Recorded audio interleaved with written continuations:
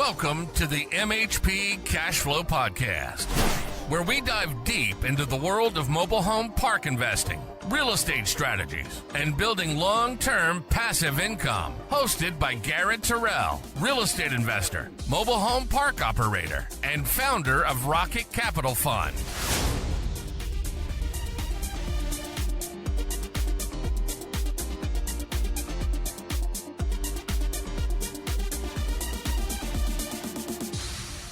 All right, everybody, welcome back to another episode of the MHP Cashflow Podcast. I am your host, Garrett Terrell, and today I have a very special guest in Mr. Ryan Narus out of Archimedes Group. I'm excited to have him on today and interview him and get to know him a little bit better. Ryan, thanks for coming on. Garrett, man, I'm pumped to be here. Thanks for having me. Yeah, absolutely. So, tell me about how you got started in the MHP space. I've heard from multiple people that you're like the godfather of the MHP space. You've been doing this for a while. So what got you into it initially? Well, thanks. I don't know who you heard that from, but from a few people. It's just funny because when I got started in July of 2015. And so we're coming up on our 10-year anniversary. And it's just a completely different game. I mean, I've seen it flip up on its head at least twice now, which is wild to think that a short 10-year span, you can see that much change. But I'm a millennial, and I've seen 9/11. I've seen the 2008 crash. I've seen the internet. I'm about to see AI.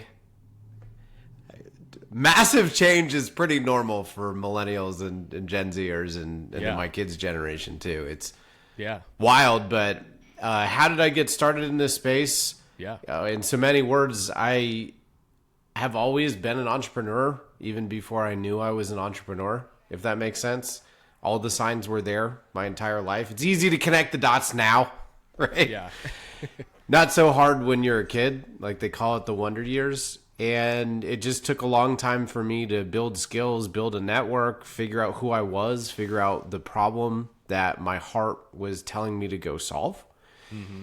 And then I had to overcome things like not having any money, not having any experience, not having a network. And I had to go and learn all that stuff. And that involved quitting my job, moving into a mobile home, teaching myself Spanish, teaching myself accounting, being my own property manager, paying myself next to nothing, not having a 401k, not having health insurance. I mean, there's nothing sexy about what I did. Wow. And it was it was my secret weapon. You know, I talk about this on podcasts all the time, Garrett, is just, gosh, it's so easy to get bitter when you think about kids who have trust fund money, kids whose parents are in real estate, that they kind of just show up because their folks laid it out for them. And as much as I sit back and I'm like, gosh, like, look where I could have been today had I started with blah. The reality is, man, I had advantages others didn't have. And others, some people have more, some people have less. You just got to play the hand you're dealt and do the best you can with it. And by the way, there's a lot of trust fund kids and PE kids and finance gurus and folks I've met over the years that have started and stopped. So, they kind of lack the grit, you know. And it seems like you kind of, you know, really jumped into the deep end right at the start. You know, it's kind of like those people that get plastic surgery to get, you know, biceps or something.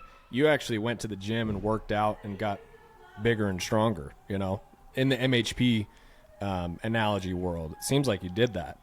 So what did that look like in your first year? You moved into a mobile home and then basically learned how to manage. Is that how you started out? It's funny. Real estate isn't a get rich quick game. It's a get rich slowly game if you do it right. And it makes sense why. A lot of business plans are 18 months, 2 years, 3 years. If you've ever heard of the BRRRR model, you buy it, fix it, rehab it, whatever the R's stand for, you know, refinance it, take out your money tax-free, do it again. What I realized very early on a million people I can thank, but one specific one I'll point to is Rich Dad, Poor Dad, which, and I don't know if it was his idea or just a regurgitated idea. I don't know. I don't care. I just know it changed my life. Yeah. And in so many words, what it said was, look, poor people behave this way. They make an income and then all of it goes out in expenses. Yep. Middle-class people, they make an income, they have some expenses, then they go and invest in liabilities, which they think are assets, like cars and your single-family home. And the reality is that's an expense, and it just goes out the window. And rich people, they take their income, invest in assets until their assets are big enough to replace their income. And that changed my life. And the reality is I went to Wake Forest University, undergrad. Nice. Did commission-only sales for years, and I just realized, man, I'm an entrepreneur. I do not need to be working for someone else. So I doubled down on my student loan debt and went back to get a master's from Wake Forest. And then I got funneled into Wells Fargo, fantastic bank, fantastic company to work for. I'm an entrepreneur, Garrett. I wasn't meant to be there. And I just, with that rich dad, poor dad thing in mind, like, bro, I need assets. I don't need a W-2 income. And then I'm maybe saving 5 to 10%.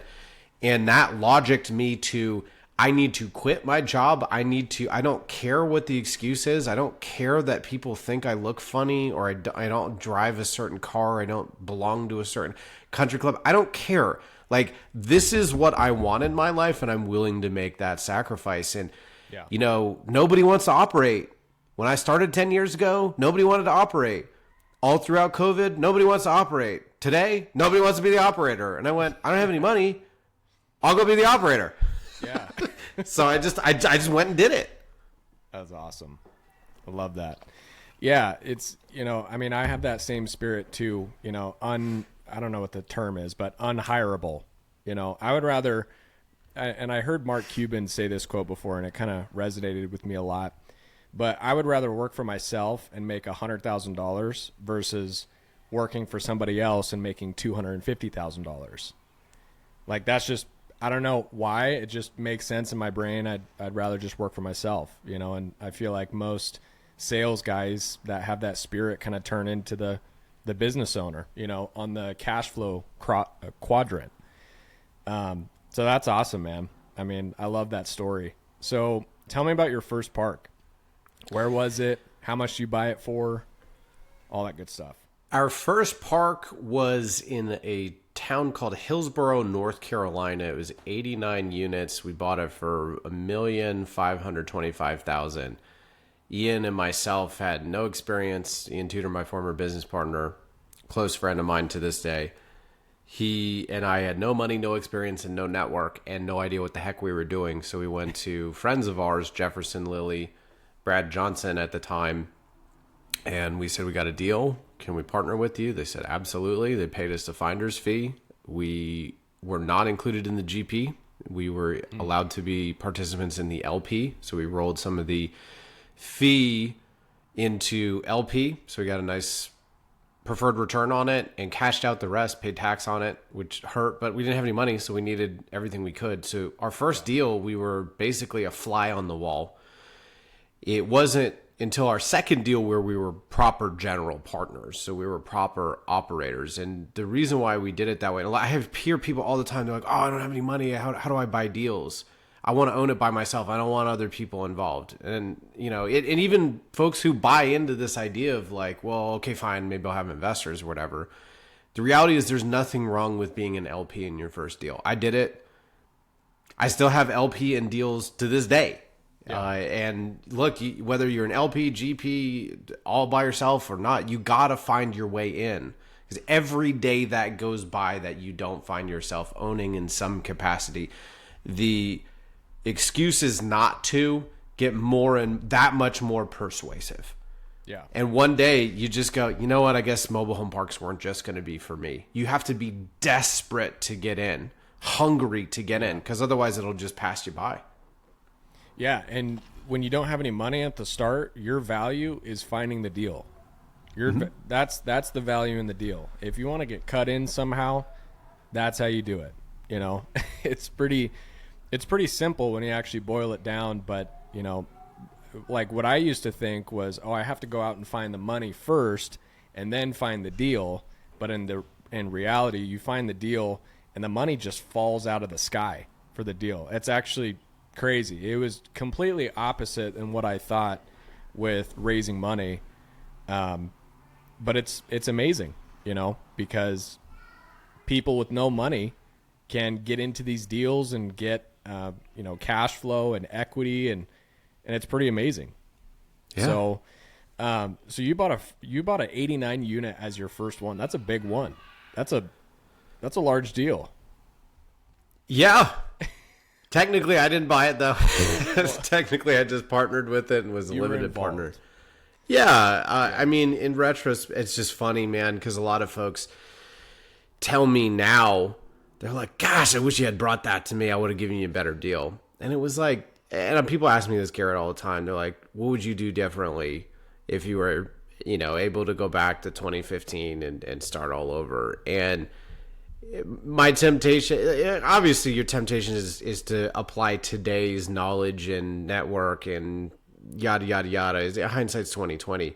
Yeah. Reality is I didn't know anybody. I knew Jefferson Lilly because he had a really good LinkedIn group and a really good podcast. And that's how I met him. And that was about all I knew.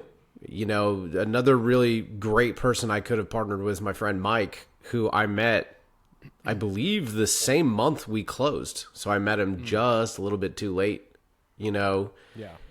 And as one of my close friends, Jason, same story. I met him, I think, 6 months after that, And so, like, when I look back on my journey, the reality is, like, sometimes you got to make decisions in the moment with what you have, and sometimes you have to learn. And it's really easy to forget when you learned something. It's really easy to forget what you knew at that time, what information you had, what skills, what network, yada, yada, yada, you had in that moment. So it's really easy to put shades on and look backwards in time and be like, gosh, if I had done this, that, or the other thing. It's funny. I was on Armand's podcast and he was like, what would you have done? And I was like, I'd have bought Bitcoin. I'd done nothing. Right? That'd be the easy way out. I should have just bought Bitcoin 10 years ago. Right. I know. Coulda, woulda, shoulda. It's same thing in sports, same thing in business. Coulda, woulda, shoulda. It's just, it'll drive you crazy. You went through the ringer and did it the hard way. And, that's what makes it that much more sweeter is you didn't have an easy route and an easy path, and you earned it seems like. So how many mobile home parks do you own today? How many total lots? I have 2 dedicated RV parks. They're only RV, although one of them technically has a sprinkle of MH in it. And so, but they're really RV parks, and 83 mobile home parks. So if you combine both, that's 85 properties, 4,605 total lots as of this recording. Wow. Okay, so that's the most out of anybody that's come on so far. I think we've had 13, 14 guests. That's the most by about 2x. So okay. that's pretty amazing, man. 4,600 lots. There's so much to dive into with that. I think the first thing that I'm really genuinely curious about is like, it seems like your alias is an operator. Like that's what you're focusing on doing. That's your craft, right? So what is like your core philosophy for operations when it comes to mobile home parks? What are some things that are like non-negotiables for you? Things that you do internally with your team? Like what makes a good operator? How did you become a good operator? Those are all fantastic questions. I'd love to answer every single one of them. I would say my philosophy is that the customer is the tenant. I'll start there. This asset class is just a magnet for finance guys and gals. And not that there's anything wrong with that. It's just that there's really 2 businesses you're running. Well, three. Number one, you're running a mobile home park business. Number two, you're running a property management business. But number three, you're running effectively a security, because you're syndicating deals, you're putting together funds, you're effectively securitizing the cash flow. So the business, in theory, is, or at least one of the two main businesses is, because you can consider property management part of the ownership of the mobile home parks. Yeah. Really, it's kind of two businesses. And when you have finance folks that are just magnetized to this asset class, they all want to talk about cap rates and IRRs and fund structure and how do you raise money and find deals and And it's not that that's not insanely fun. I'm a math guy at heart, so like I love that stuff. But the reality is, where does the cash flow come from? It comes from the tenant. So you have to keep the tenant in mind first. And we have a tenant base that just needs people to listen, and there's just a lot of very difficult people that it doesn't matter what you do for them, that you will always be the bad guy no matter what. And it's hard. And there are so many good people who have so many wonderful things to say about you and your whole company that just get drowned out by that one person who's looking to steal from you, or looking to deal drugs, or looking to do something awful.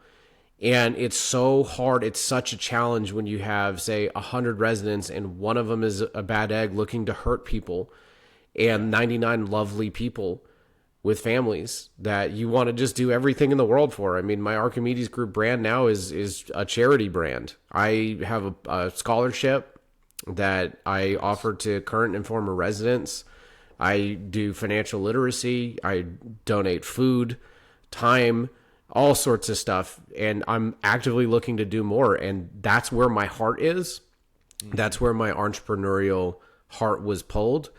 And when it comes down to my team, at next part of your question there, what do I tell my team? Like, my job, I believe, and I tell all my employees this, like, my job is to make this work culture with me, with our company, as easy and friendly and fun as possible. I want to be a boss who bends over backwards to make sure you have a great time working for me, working with me. Why? Because I know what it's like to get your freaking face ripped off. You know, like, I've had my life threatened. Literally yesterday, one of my employees had her life threatened.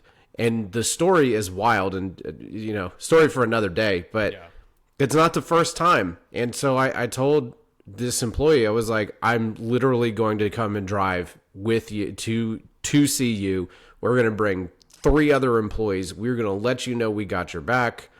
It's just, I used to sell cars, man, and it didn't matter if you were a good car salesman, an ethical car salesman, or scum of the earth. It didn't matter. You were automatically assumed to be scum of the earth, and people who were genuinely speaking miserable in their lives loved to take it out on the car salesman. And even normal people are under a stressful situation, will be different. It is so hard for your employees to remember that one person who has bad intentions, and even if they don't, maybe it's just a good, normal person under, stress. Like, that's not normally who they are.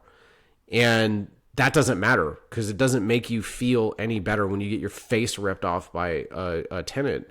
Yeah. And what I tell all my employees is, like, I'm going to make sure you're well paid, you're well cared for.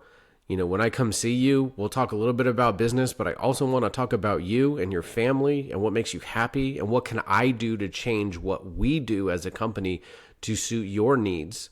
Because I know how freaking hard it is every day with, again, a very small percentage of the population. And I try to remind everybody, like, look, what we're doing, we do it because our country freaking needs it, man.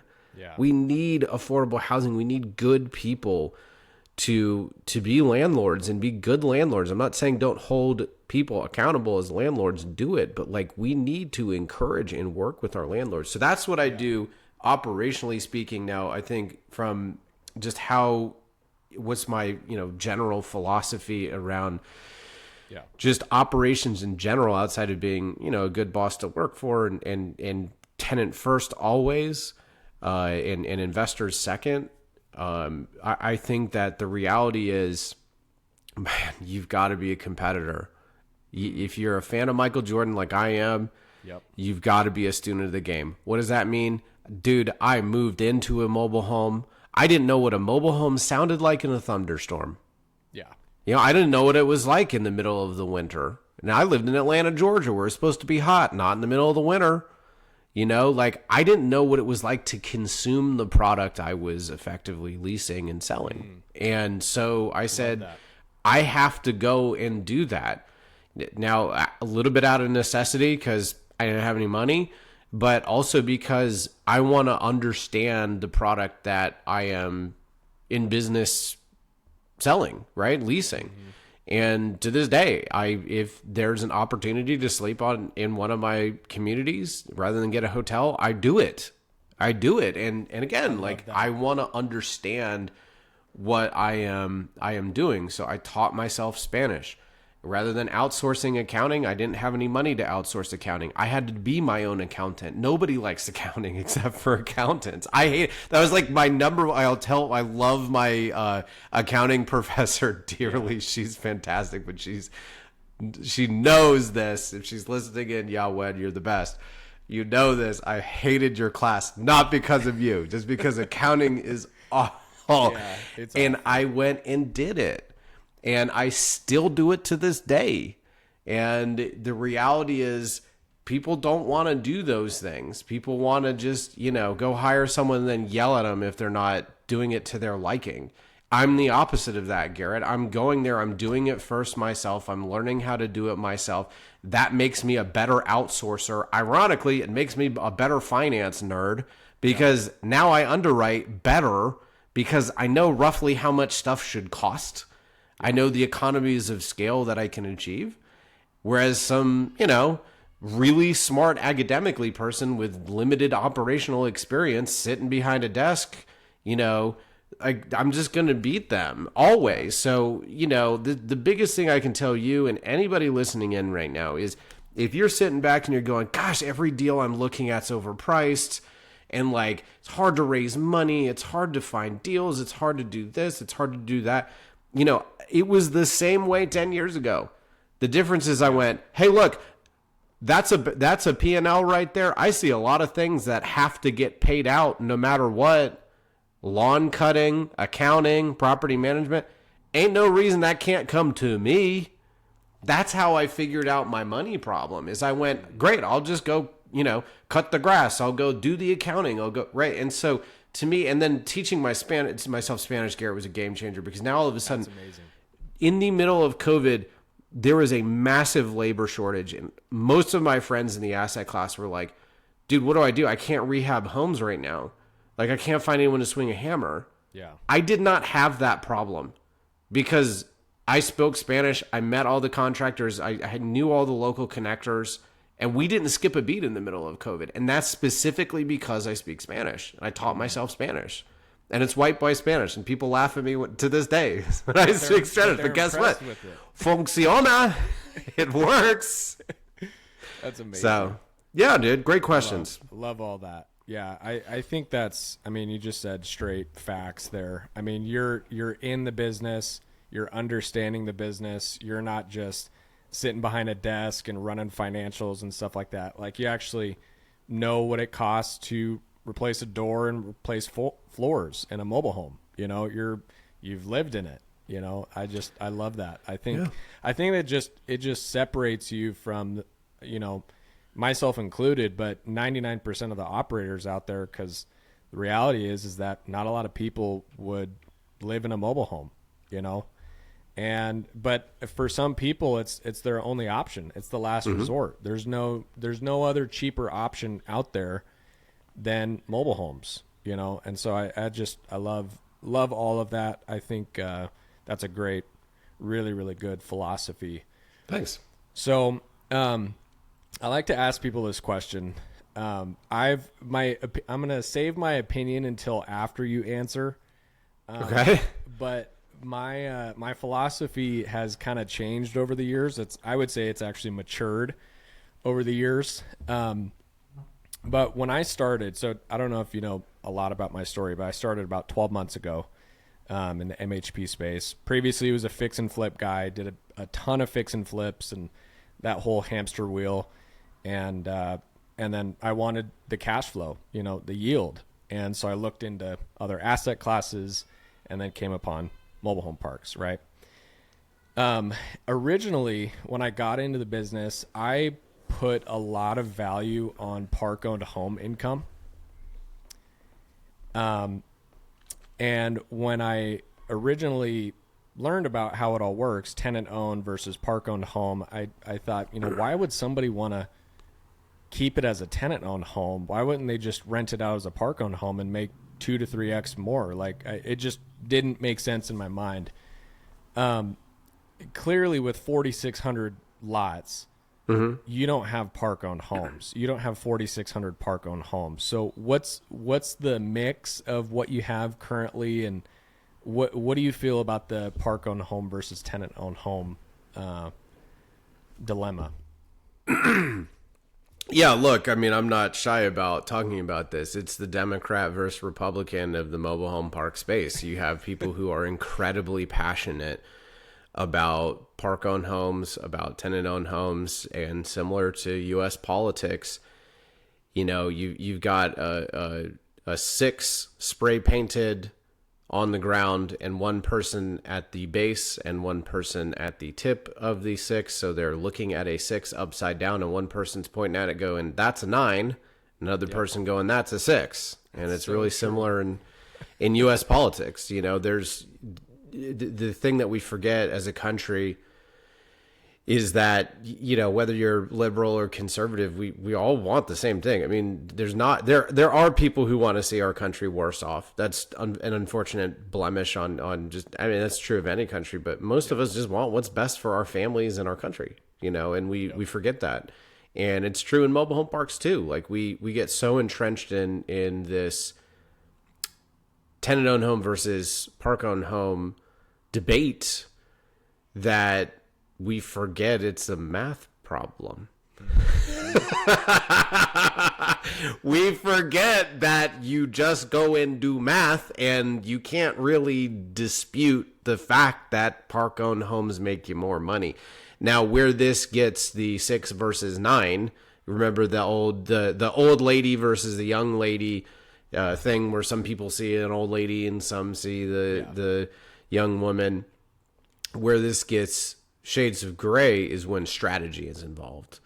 So what is my mix right now, Garrett? I have an exact number on that. I don't have it off the top of my head. It's about a third, 2/3. I'm say 2/3 tenant-owned homes.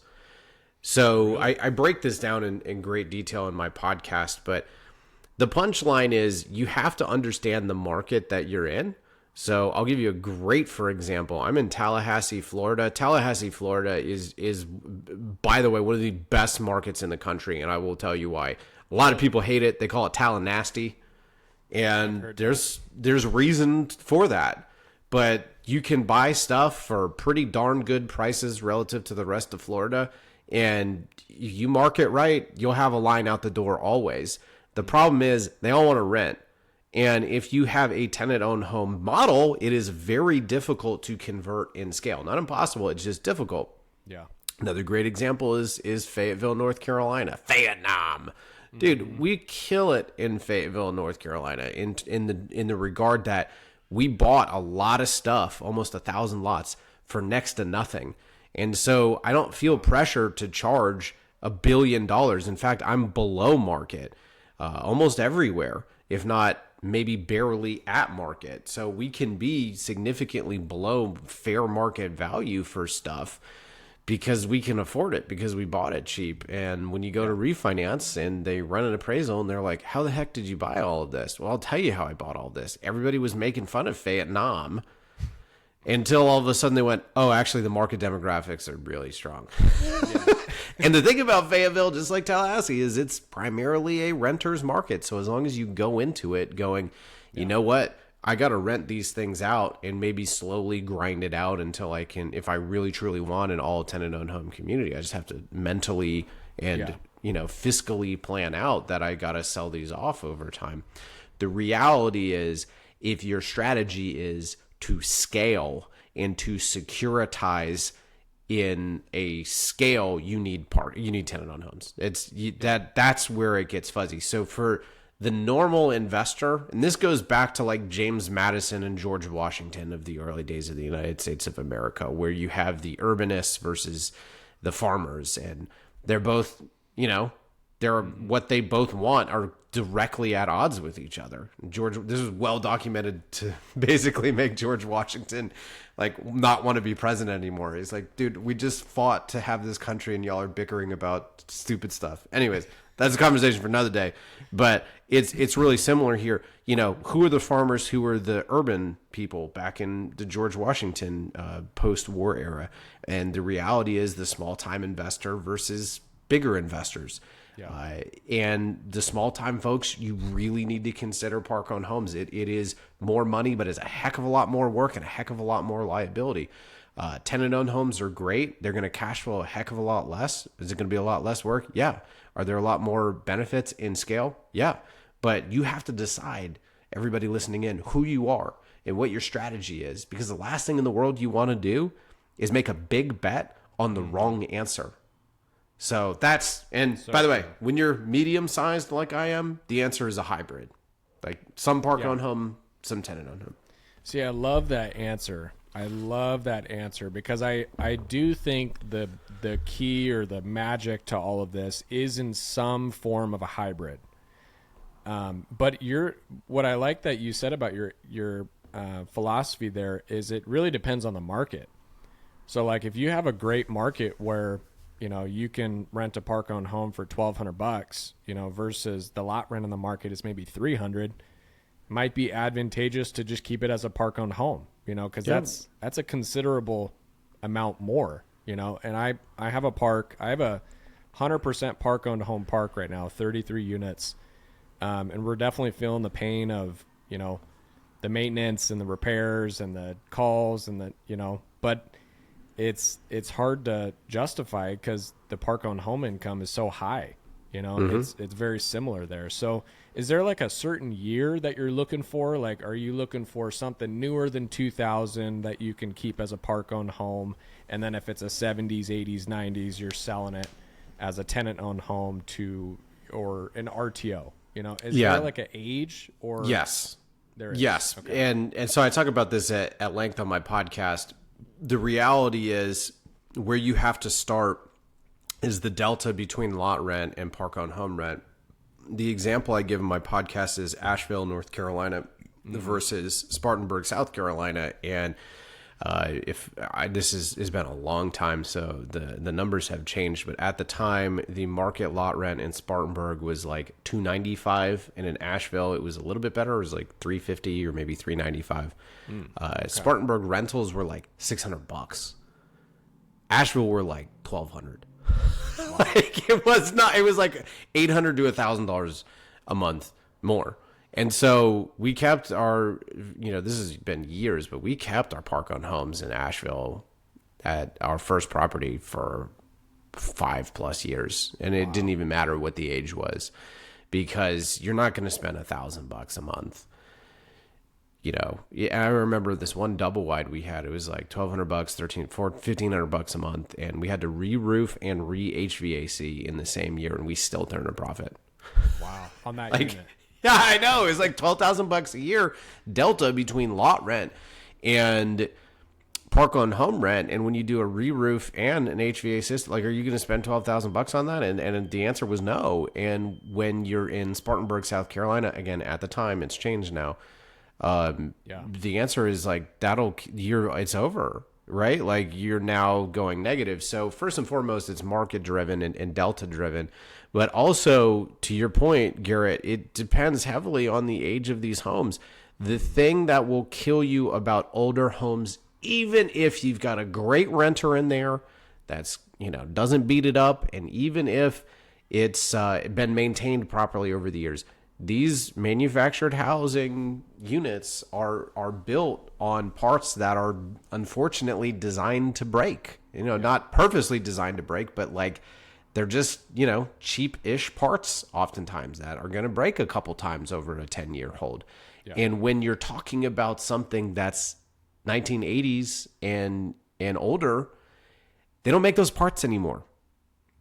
And that's what kills you, is the lack of uniformity in your park-owned home inventory, right? So you have Oakwood and Clayton and Legacy and a bunch of brands that don't exist anymore. Yeah. You have lack of uniformity, so you can't bulk order parts. And you have stuff that they don't make it anymore. So you have to custom build it. And not only do you have to custom build it, but you have to have a fix-it person who understands how to do that. So, and they break more frequently because they're older. So do I have an age cutoff? Maybe. I mean, 1990, I guess. Anything younger than that, I keep it. And if it's 90s, if it's brand new, like Fayetteville, for example, we bought a mobile home park where it was very few things were less than 5 years old. Wow. And we had every intention on keeping a park-owned home indefinitely, right? And so it depends on a lot of different factors like that, yeah. See, I love that answer because you're really the first person on here that I've had on that has said that they actually like park-owned homes. Like everybody else is like, oh no, we hate them. Only tenant owned, only lot rent. Okay. And it's amazing that because I have that same philosophy and same gut feeling about the park-owned homes, is it really depends on a lot of factors, but it's such a big difference between the park-owned home rent and tenant-owned home rent that sometimes it makes sense to keep it as park-owned. So yeah. I love that. I think that's huge. What is the delta that you're talking about? Or like $400 lot rents versus $800 home rents, or are you looking for like a 2X or a 3X? What's kind of the delta that makes it tip one side or the other? It changes. Good. That's a very good question. And it changes. It's not necessarily a multiple, right? Because if it's a $200 rental versus $100 lot rent, 2X is not going to move the needle, right? Right.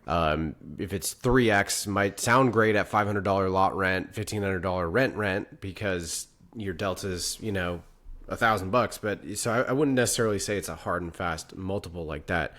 I would say you just have to look at the age, the size, the quality, and then make a determination from there. So it's really a moving target.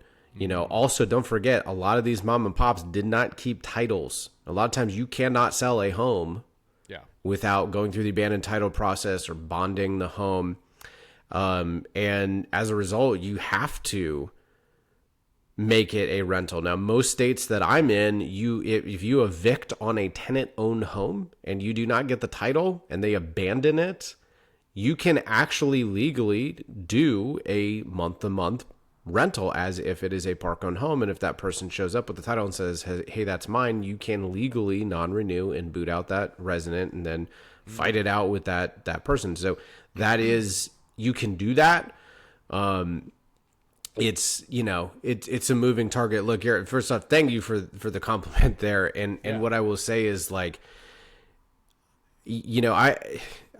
I've never been the best. I've never been the smartest. I've never been the fastest. I've never been the most athletic. I've never even been the hardest working. Like, I'm not anything. I'm not 1% anything. If you want to be 1% wealthy, you have to be 1% something. I'm not 1% good looking. I'm not 1% lucky.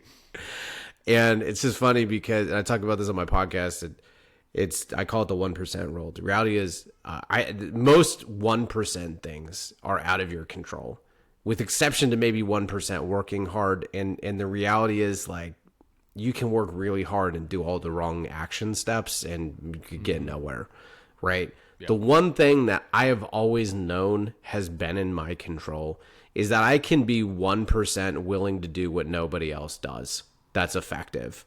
And it's funny, like, I'm a big fan of Malcolm Gladwell, and he's got a great conclusion he made on why is it that smart people do dumb things. He talks about this on his podcast, Revisionist History, and he talks about how Wilt Chamberlain scored 100 points in a basketball game because he was willing to shoot free throws underhanded because he was a horrible free throw shooter. He scores 100 points in a game, and then he stopped shooting underhanded. And they asked him, they're like, Will, why don't you do that? And they asked Shaquille O'Neal the same thing, like, Shaq, why don't you just shoot underhanded? You're a terrible free throw shooter. They're like, and Shaq has put it best. He's like, Shaq is like, I would rather shoot 0 than look like a sissy. So I'm not like, I don't want to throw shade at other folks. Like, everybody has their strategy. Everybody has their philosophy, and there's nothing wrong with attacking only tenant-owned homes. I don't want to lose. And in that vein, I'm willing to do park-owned homes because, by the way, they're not that bad. And by the way, before it was mainstream to kind of hate on park-owned homes. Yeah. Before that time, because there was a time before that. Before that time, the reality is you're doing me a favor if you're listening to the hype story and you're not at the front lines like I am, speaking Spanish for crying out loud if you have to try to understand your clients and how to serve them. Because, again, your clients are not your investors. In my opinion, your clients are the people who need affordable housing. And as someone who has lived not knowing how I was going to pay my rent, not knowing which bill I was going to pay that month, I've had no money. I know what that feels like. And because of that, I can empathize with folks in the situation, and I will never forget those feelings. Oh yeah. And I want to help others. But because I've gone through that, and because I've listened, I've gone, look, like, do I want to take the highway to downtown? Heck yeah, I do. Everybody does. But like, there's a traffic jam and there's frontage road right there. I'm just going to get off on the frontage road and go up a couple exits. And then when I get past the accident, I'm going to hop back on the highway, and then, hey, right? Like, you can, I say this on my podcast too, man. Like, you can get mad that you want financial freedom or time freedom, but then you really can't get mad when you set limits on that, right? Like, you're limiting your own path and timeline to freedom by being like, I'm not going to touch that. You know, it's funny. Like, I literally was talking to my friend Ferd Neiman, the mobile home park lawyer, about this. Heard of him. And he goes, because I was like, dude, I've only heard negative things about lagoons. I've only had a chance to buy one lagoon in my entire life, and it didn't work out. And I've heard awful things. And his response is like, dude, I'd rather have a lagoon than septic. I was like, wow, I've never heard that before. But it's the same thing, right, Garrett? Like, you can be conventional and win if you are Goliath. Yeah. But if you're not Goliath, you're just a normal dude like me and you, and you're just, trying to run a small real estate business, like, you can't put these limits up, like, I'm not going to do this or I'm not going to do that. Like, look, maybe you go and do the research and you decide lagoons aren't for you. Maybe you go do the research and you decide park-owned homes aren't for you. And that's fine. But I would never just take a hype story from someone and then make that your philosophy without going and fundamentally understanding the risk reward behind that. That's so good. I love that answer because, I mean, that's what I heard at the start. You're an idiot for buying park-owned homes. Like, you're going to learn, you're brand new into the business. Right. You're not going to, you're going to find out one day that you need to transition everything to tenant-owned homes. And I heard all of that from multiple people. Same thing. No lagoons, no septic, only city utilities, like the basic cookie cutter. And I really just don't think there's any correct answer. The correct answer is, like, do what works. It's like for me back in my college baseball days, you don't need to change your swing. Like, keep your swing there. Yeah. Because your swing got you there. Just keep doing what's working. It's like, when these guys try to, I don't know if you play golf or not, but when these guys try to, critique your golf swing, it's like, man, I don't care what the conventional wisdom is on a golf swing. Like, I'm doing what's working. I'm not going to change it if it's continuing to work, so it's kind of the same philosophy in the MHP space. Do what works, do what makes sense. And if you have something that pops up in the future, you might have to take a pivot, sell a couple park-owned homes and and kind of even out the maintenance liability. But I don't think there's any correct answer to that. The thing is, it is no different than that the 6, the 9, the old lady, the young lady. Everybody's journey is unique. Yeah. Everybody starts with a different hand. And all you can do is take what you have, what you've been dealt, and where your heart is pulling you. And you need to pursue that aggressively. And you need to strike this delicate balance between rigidity and flexibility. On the one hand, you have to have criteria that go, I'm not buying Lagoon, I'm not buying this, I'm not buying that. But at the same time, so in other words, you can't be so flexible that like you don't have an identity. Yeah. You have to have an identity. Yeah. Right? Like talking baseball, like Ichiro Suzuki was not a power hitter. Right? He's not, it's not that he didn't hit home runs ever, but like, it's not Barry Bonds walking up to the plate where he just gets walked because everyone's afraid to pitch to the guy, right? Yeah. Like you have to know who you are and you have to find what works for you. But you also, to your point, like, do you need to, you're in a slump. Are you going to completely change your swing, or are you just going to maybe choke up on the bat a little bit or move where you're at in the batter's box, right? Like you have to listen to the marketplace. And you have to look at the options that are available to you to purchase and to grow. And you have to decide where your flexibility is going to be and where you're going to be stubborn and convicted and rigid. And the reality is, like, when you are starting out, I got to finish this episode, Garrett. It's going to change people's lives. I promise anybody listening in. There are several phases of mobile home park ownership. That starts with phase 1. And phase 1 is you have 0 mobile home parks and you leave when you've bought at least your first. Phase 2 is going from at least 1 mobile home park to enough that you hit what I call critical mass, meaning like you now have enough cash flow to do it indefinitely, right? And the most amount of people don't ever get into this asset class, and just their journey is over never having left phase 1. And if you are in phase 1 and you don't have a mobile home park, it is every day compounds on how much easier it is to never even get started. But the thing is, even after you buy your first mobile home park, and I talk about this on my podcast too, like I have a whole episode called Perseverance where I talk about what it was like in phase 2, where hooray, you own a mobile home park, but oh my gosh, it's paying us like $1,000 a year. Like, I can't quit my job on that. That is just as empty and deep and sad and scary a place to live in when you don't have enough mobile home park income to do it in perpetuity. Yeah. And when you're in phase 1, when you're in phase 2, you don't get to dictate. You don't get to set limits to, I'm not doing that. You have to find your way in.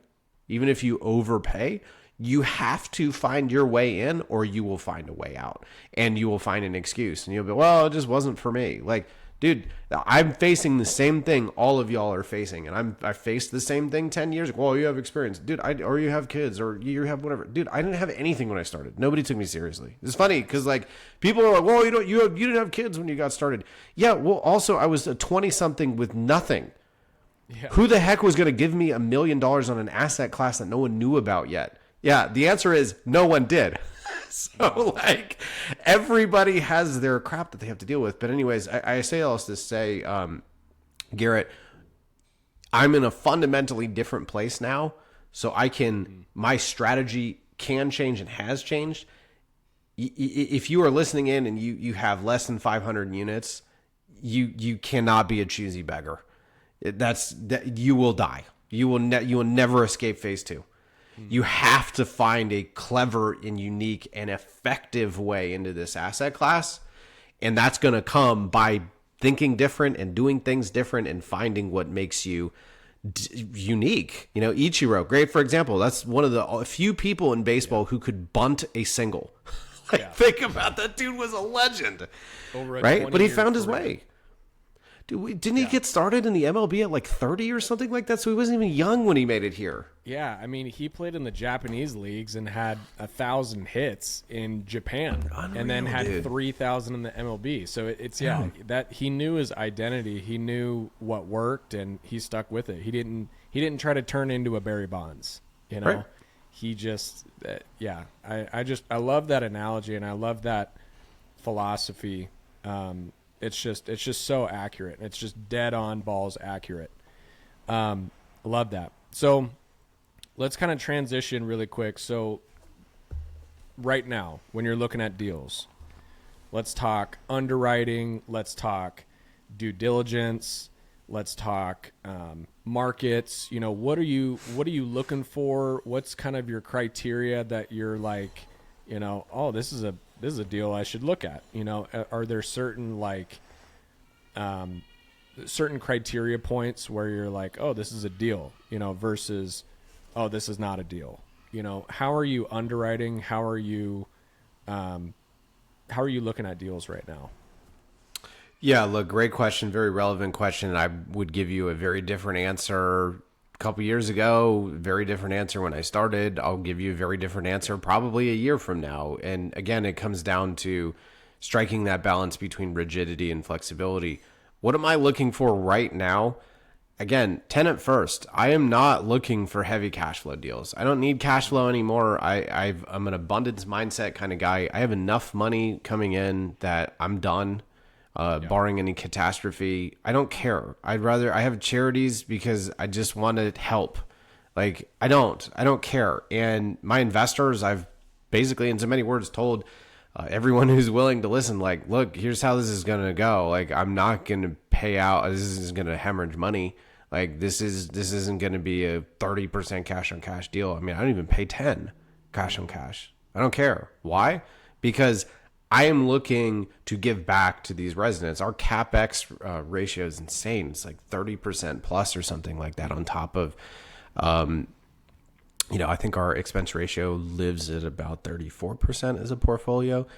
So, I mean, you're talking like there's just not much left over to go to the investors. And I want it that way. I want to reinvest in our communities. And what that does to hit IRRs that are achievable, call it mid-teens to upper teens IRRs, you hit that on the refinance when these properties are worth a heck of a lot more. And it's a win-win when you, at least in my opinion, when you focus on making the property worth more. Because when that is your focus, your highest and best value as a parcel of land is affordable housing. And that's how you save affordable housing. It's a little bit painful because you have to raise rent. Nobody likes to pay more today than they did yesterday, even if it's fair and or below market, doesn't matter. But the one thing is, if you don't pay a fair lot rent, the bulldozers are coming. Maybe not immediately, but they coming. Oh, and by the way, just because the last guy charged you half of what's fair doesn't mean he or she was doing a good job. Do you know how many properties I've taken over the years, Garrett, where it makes you want to cry what living conditions some people had to go through. They didn't invest in septics, didn't invest in roads, had drug people running all over the place. Like, dude, you have to have a fair amount of money coming in. And so what I've sold all my people on, Garrett, is just that, look, like, I am not going to pursue heavy cash flow deals. I'm going to pursue deals that I think will grow in value and be better because I am there. And so I target primary markets because I think that's where I'm going to have the most impact. So I'm, Tampa, Orlando, Charlotte, Atlanta, Knoxville, big cities in the Southeast is where I target. Mm-hmm. And again, my goal is to be in control of land, to keep developers out, to charge a fair rent, not an unfair rent, a fair rent, and to reinvest heavily. And by the way, I've had lawyers show up. I've had plenty of people try to steal from me, and the news has showed up, and I am happy to show receipts. Mm-hmm. I take lots of pictures.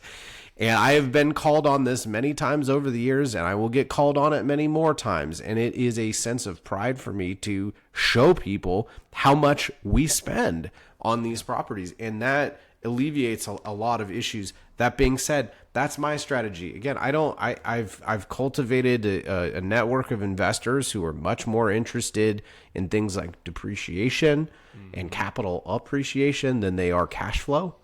Yeah. And so in other words, I don't have an income fund. I have a growth fund, if you will.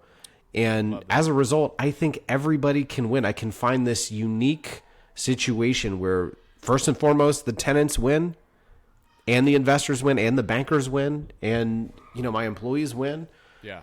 Because you find this intersection of where we're not just hemorrhaging cash flow to all these investors. We're, slowly but surely making these assets worth more so the bulldozers don't follow. Love that. That's a really good piece of advice there. And it just goes to show that, you're just in a different phase of your business right now. You're not looking for the high cash flow deals. That deal's gonna go to someone like me who's still trying to build their portfolio and everything. You're looking for kind of a longer term equity play. Yes. Because you don't need the cash flow anymore, which is kind of why I named this podcast the MHP Cashflow Podcast, because, we're all kind of chasing that, at the start. I might be the wrong guy to talk to then.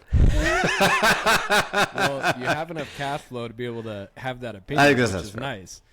But yeah, I mean, a lot of the investors, the LPs that I talk to, at least in the conversations that I've had, a lot of them do look for cash flow. They are looking for that yield with the equity upside.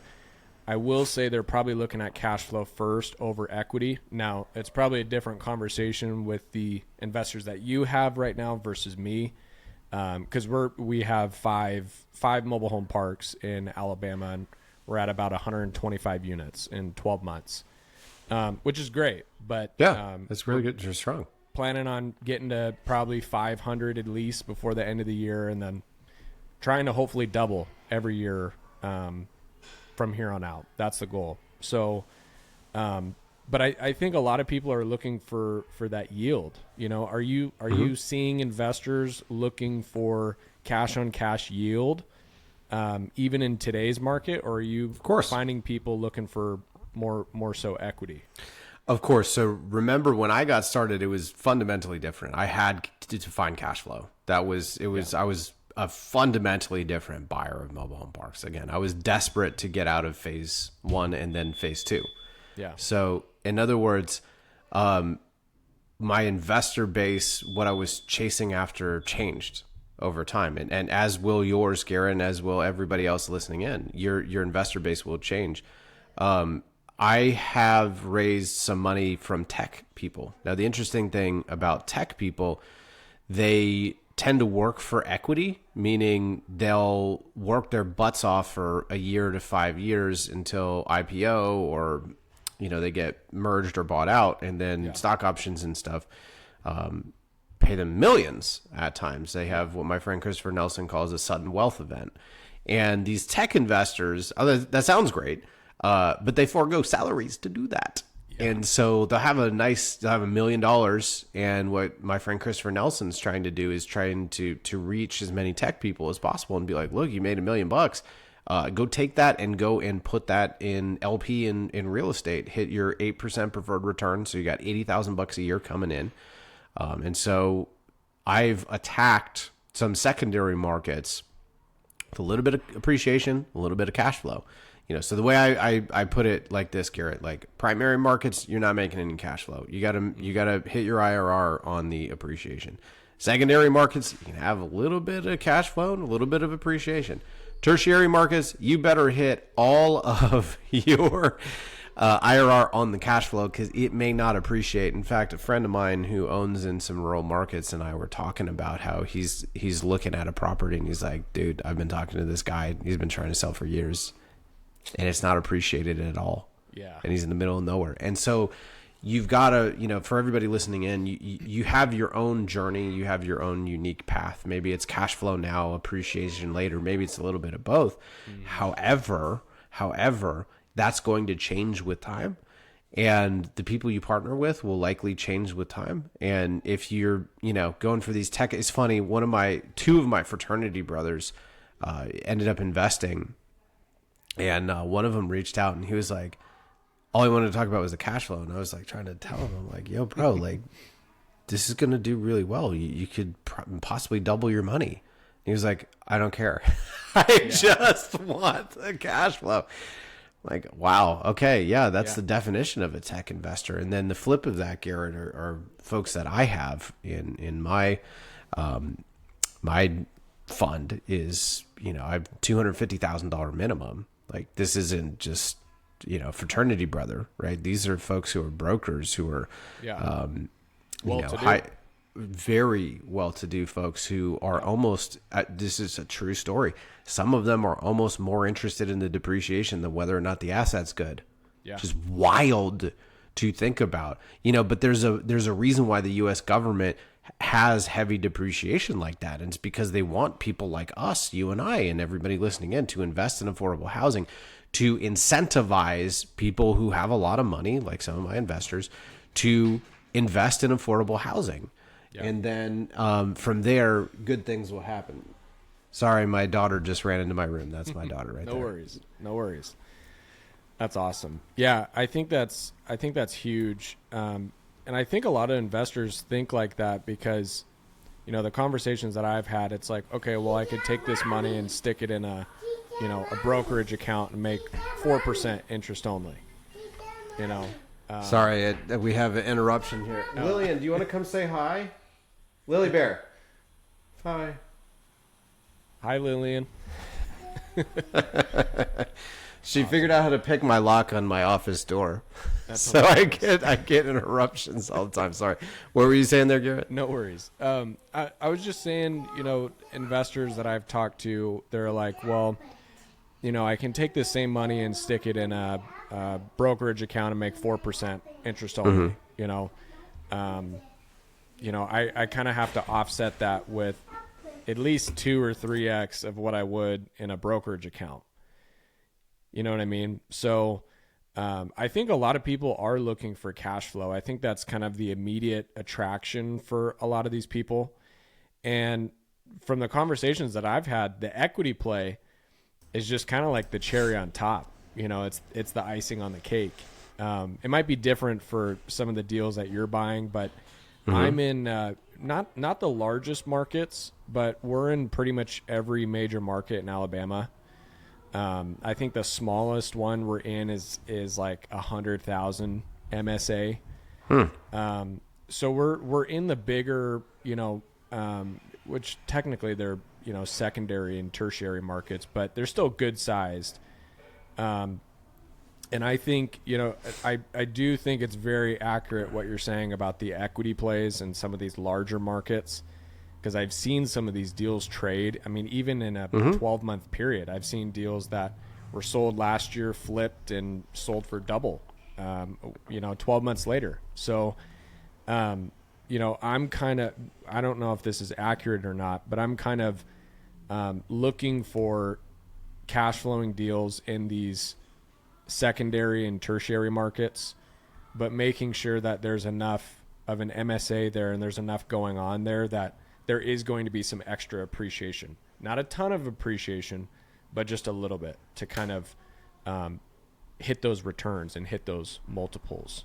Is that, would you say that's kind of an accurate way to think? Or that is absolutely. I actually cover this on Michael Pantalini and my new podcast where I talk about, look, again, primary markets, you hit your IRR on the appreciation and not the cash flow.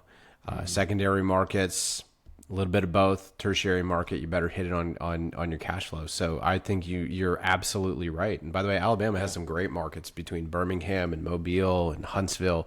Some friends of mine, some more institutional friends of mine, just sold something in Huntsville and they just clobbered it, but so yes, I think what you're just describing there, Garrett, is it just beautifully illustrates how many different ways you can do this business and how many different partners and strategies you can take.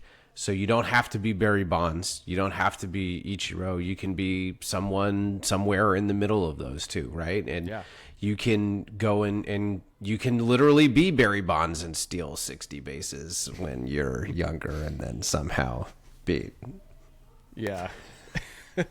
Hank Aaron. No comment on that other than he worked really hard and he's probably ought deserve a nod for the Hall of Fame. But I think you kind of get my point there that, look, you have to find your own way, and sometimes you can completely change your strategy and who you are and your identity. But the thing is, whether you're young Barry Bonds or older Barry Bonds, you have an identity. Yeah. In either case. You have to know what works for you and what doesn't, and I've looked at other markets. I don't know what it is about Alabama, but I just like it. Mm-hmm. It's comfortable for me there because I'm in Phoenix, Arizona. Mm-hmm. So I'm a little ways away, but I started researching markets in the Southeast, and I really just like the population growth in Alabama, the cost per unit, the rent on those units, the lot rents in those markets. It's just pretty solid, like overall from what I've seen. Mm-hmm. And I've seen it as well in Tennessee. You have a little bit higher of a price per pad. Same with North Carolina and South Carolina now, unfortunately. I wish to God that I would have bought in like 2018 and 2019, 2020. Because I love the Carolinas. I think those are fantastic markets. But yeah, some people don't like to invest in Alabama, and that's fine. Some people like me don't like to invest in Florida, and it's just because I don't feel comfortable, there with the hurricanes. Some people do feel comfortable, but it's just not my cup of tea, and it's fine. And somebody else is gonna, make a killing in Florida. Right. So it's just all relative. But I love that, man. There's plenty of people in blue states like New York and California who make a killing when everyone's like, oh, I'm not going to touch a blue state. They're not wrong, but it's just not for them. Right. So like I own in those states, I paint a picture around you. I am in Georgia, Florida, Tennessee, Mississippi, North Carolina, and South Carolina. I've yet to connect in Alabama. That's awesome. I love Mobile. I think it is a very underrated market. I own in Gulfport, Biloxi, Mississippi, which is right there. Yeah. I think Mobile is, and anything on the Gulf Coast is incredibly underrated. Yeah. I love Birmingham. I'm a big fan of Birmingham. Huntsville also is just a hot spot, and there's a ton of other itsy bitsy ish, not even itsy bitsy stuff. Auburn, Alabama, Tuscaloosa. There's a ton of great markets in Alabama, and I think what you're hitting on there, Garrett, is like you're finding where your heart is pulling you towards, and what your preferences are, and it just checks all of those boxes. I'm in Florida. I've been hit by plenty of hurricane, and I will tell you that, knock on wood, it's not really been that big of a deal. Insurance cost is insane. Taxes in Florida are insane. But you find a way. It's just like the mobile home park owners in California and New York. They find a way. So you have to find who you are, what your identity is, and then you have to go out and be competitive. And by the way, a friend of mine, former mentee of mine, I literally call him Mr. Louisiana because he just knows every market in Louisiana, and he's big now in Louisiana. And he was born there. He was raised there. He knows it. He knows all the folks there. He knows how it ebbs and flows, and that makes him lethal as an investor and an operator because he just knows kind of the culture and how things ebb and flow in those markets. And that's what makes people effective is when they can they can take advantage of information asymmetry. And you can't do that by being a nationwide buyer. You have to find a handful of markets to start and then grow from there. Wow. Love that. Yeah, I totally agree. I love that. So what does the next 12 months look like? What are you planning for this year? I mean, it's crazy that we're already almost into quarter two. of 2025. I feel like it was just New Year's like yesterday. I don't know how we're already to April, but this time year's flies, flying by. So, I mean, we basically have, 3/4 of the year left. What are your goals for this year? What are you trying to accomplish? What's on the horizon? What are you trying to do internally with your company? What's kind of the plan for 2025? Yeah, we closed a fund in March of last year. It's got a 2-year runway to place all the capital. We've deployed 2/3 of it, which is great. We almost deployed all of it, but ended up having to back out of a couple of deals, which is a little bit of a bummer. But ultimately, look, if the due diligence found some things, we addressed them.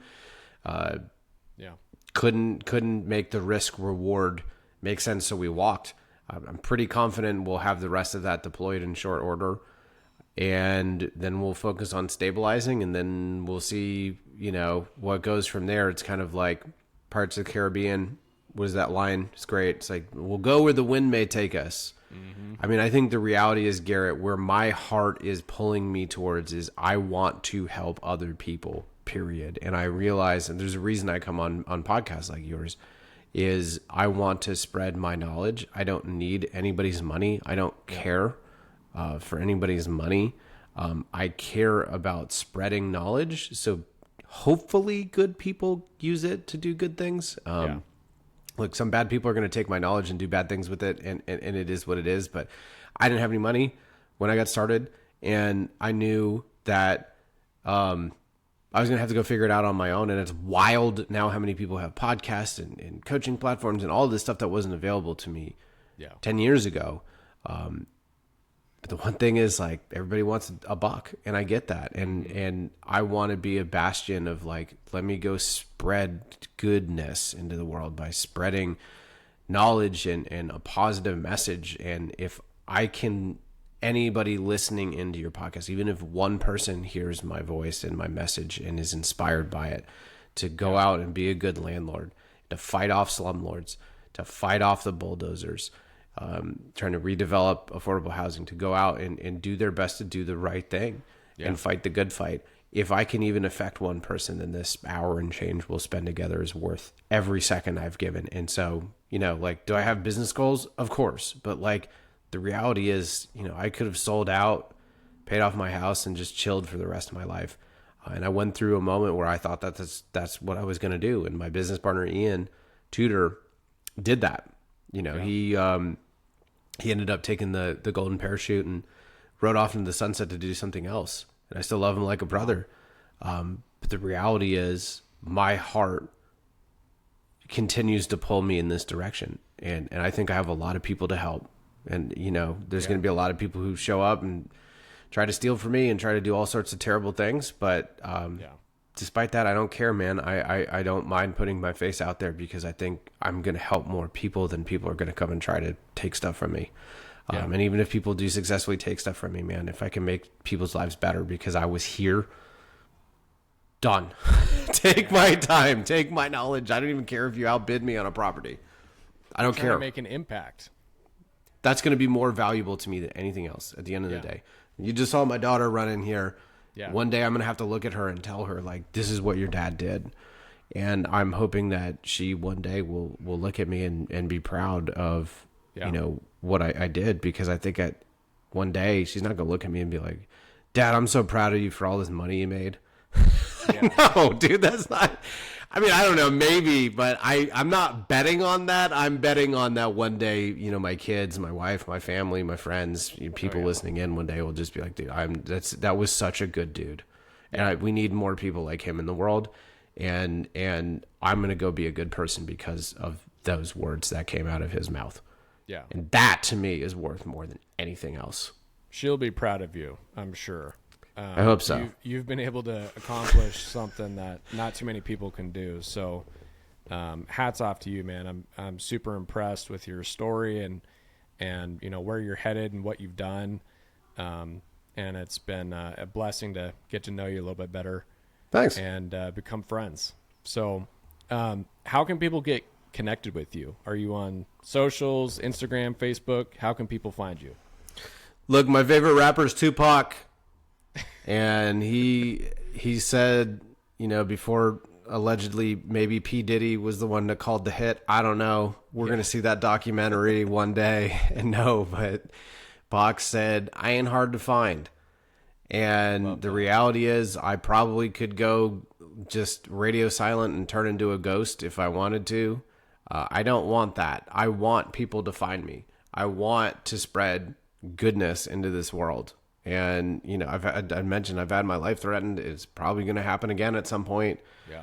And the reality is I've come to peace with whatever may come of that, because I think, you know, you can't help people in scale without having a little bit of risk, unfortunately. I mean, there's countless of examples throughout history. I mean, like Jesus Christ literally was murdered, right? Not saying that I'm him, Gandhi.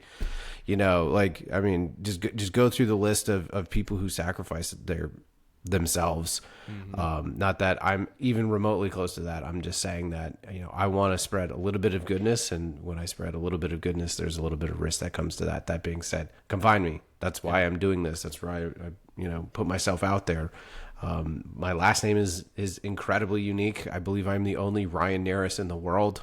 So quick Google and you'll find my website. You'll find my LinkedIn. You'll find my podcasts, both of them, Mobile Home Parks in Real Life, where I just tell you the truth. I don't sell anything on it.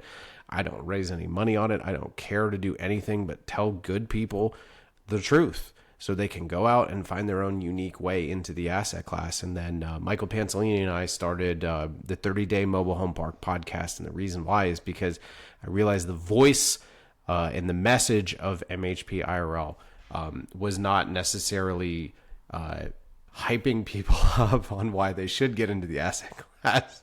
It's just telling people why it's not easy. Turns out I need to also tell people why it's worth it. So we've changed it, that. That's available for free online. I have office hours. You're welcome to call me. You're welcome to email me. Anybody listening in, like, if you are listening in and you've been inspired by me, you don't owe me a penny. I want to help you. So I am here. Hopefully I ain't hard to find. Yeah. Y'all can find me. I'm here to help. It's awesome. Love that, man. Well, dude, thanks for coming on. Appreciate all the knowledge and everything that you've shared. And anybody out there that's looking to connect with Ryan, he's not hard to find. And thank you, everybody, for watching. I will see you in next week's episode.